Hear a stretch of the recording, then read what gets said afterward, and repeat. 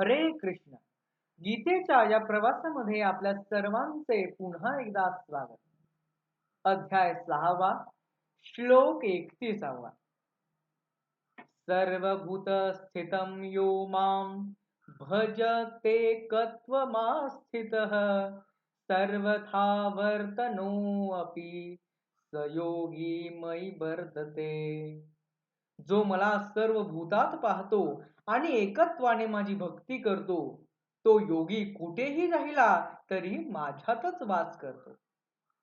आत्ममप्येन सर्वत्र समं पश्यन्ति यो अर्जुन सुखं वा यदि वा दुःखं स योगी परमो मतः. हे अर्जुना, जो इतरांच्या सुखदुःखाला स्वतःच्या सुखदुःखासारखेच मानतो, तोच माझ्या मताने श्रेष्ठ आहे.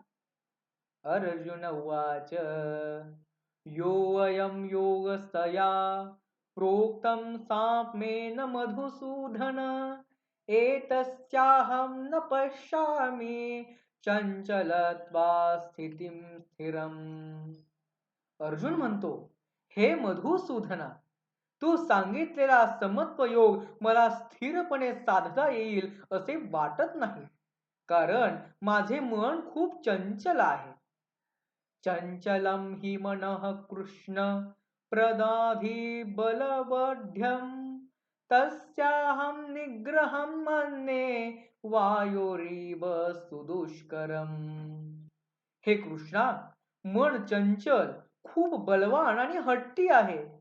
त्याचे निग्रहण करणे जणू वाऱ्याला थांबवण्या इतके कठीण आहे.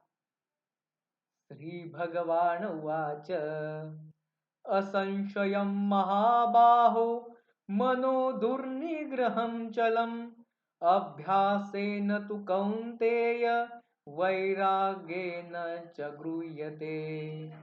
भगवान म्हणाले, हे अर्जुना, निसंशय मन चंचल व कठीण आहे, पण ते अभ्यास आणि वैराग्याने जिंकता येते.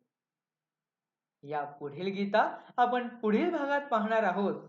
तोपर्यंत हरे कृष्ण.